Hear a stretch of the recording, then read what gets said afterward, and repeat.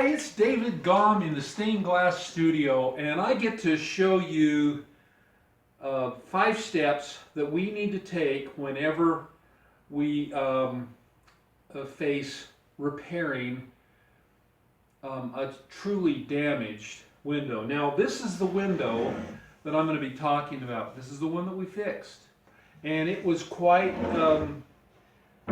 damaged. And Jeannie thinks it's the most important thing that you can do, and I agree with her, is that step number 1 is that you need to evaluate. You need to look at this window, look at the damage that's happened, and evaluate whether or not it's even worth repairing. Now, with this particular piece, it was worth repairing because it had some sentimental value to us, and also the damage, although huge, seemed like it was something that we could handle.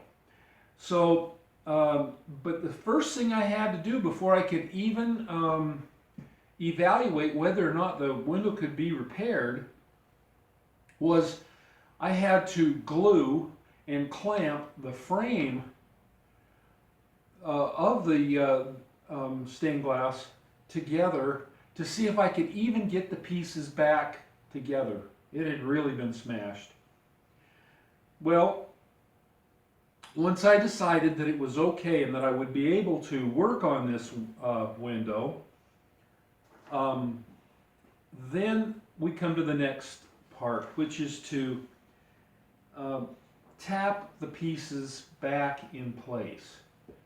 You know, windows are supposed to be flat. This one had a lot of variation because of the hit, of the impact that it had taken. And so I had to tap them all back in place. And then there were some very small shards that had to be actually physically, you know, put back into where they had fallen out of. Now, after you've done that, then what you want to do is take some Scotch tape and some paper. And you put the little tiny pieces of paper and you tape them onto the back where there may be holes where the pour-on chemical might leak through.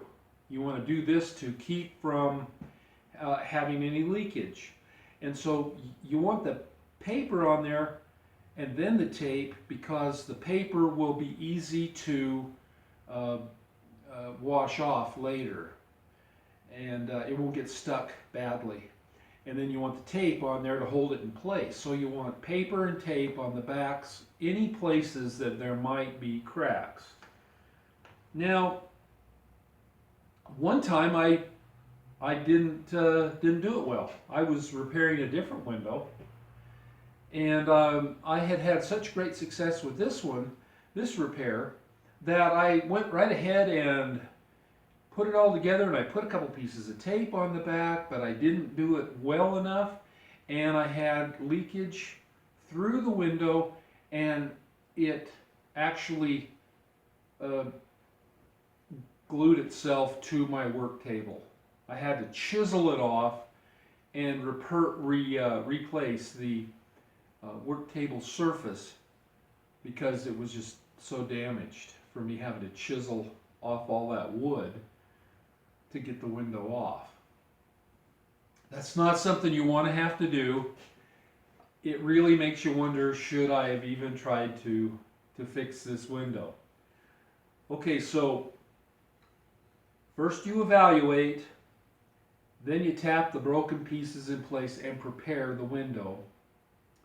And then third, you want to mix up the epoxy-based resin. Now, the resin that we used was Envirotex Light, and it's a pour-on high gloss finish. Recently I did a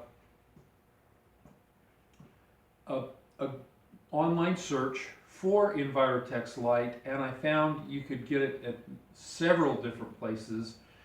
Craft stores carry it, there were online stores, and I even saw a listing for it at Walmart. So there's plenty of places that you can find this. It's fairly expensive, but not too bad. You want to now, I guess I assumed that while you were preparing the window and putting all the pieces back in place, you would have cleaned it. But if you haven't, then you need to do that now. Then you want to pour it on the surface that's to be sealed. Now when you pour it onto the surface, you want to pour it very gently. Now you've mixed the two parts of the epoxy together. Then you pour it on, and there will be bubbles in this. Now you want to then tip your window slightly and run the puddle all the way around so that the whole window is covered with the epoxy. It'll want to be laid flat so that the liquid can become flat. And then step 4 is that you want to actually blow on the surface of the epoxy. And you do that gently, and the carbon dioxide in your breath will cause the little small bubbles that form in the mixture to pop. And so you'll get a nice clear surface. And then after that, you got to just walk away and leave it alone.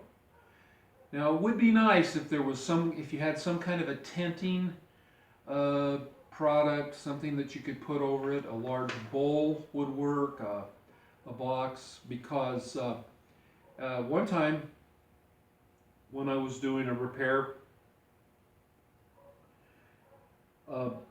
we had some other damage. You can get dust can fall into it, so it would be nice to be able to protect it if you can do that. Now the 5th step here is pretty easy.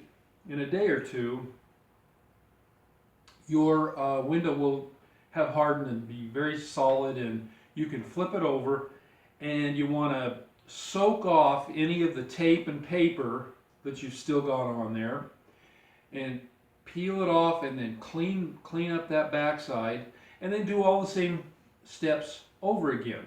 You're going to mix up the resin, you're going to pour it on, and then you're going to blow on it, and that side will be virtually just as good as the other side. Now when I did my window, the front side turned out very nice and clear. Now you can see that you can still see that there are fractures in the window all over. And well, this is really the only method that I could have used to repair this window, because probably more than 50% of it was damaged, and it was the only way to fix it would have been to take it apart, and taking it apart would have been more work than I just would have had to start over again. Now on the back of it,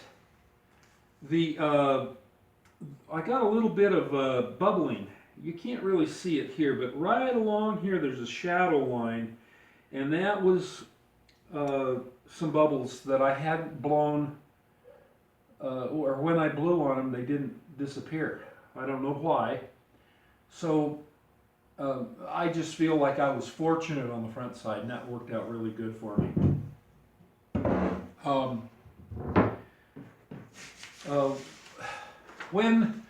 When that other repair that I was talking about, when I was doing that, the biggest fly I ever saw landed into my unset resin.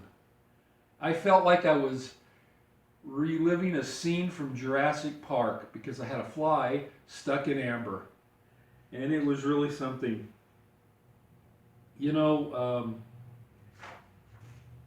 this is a really good technique for fixing something that's really badly damaged, and I hope you never have to use it. So this has been David in the Stained Glass Studio. Thanks for joining us.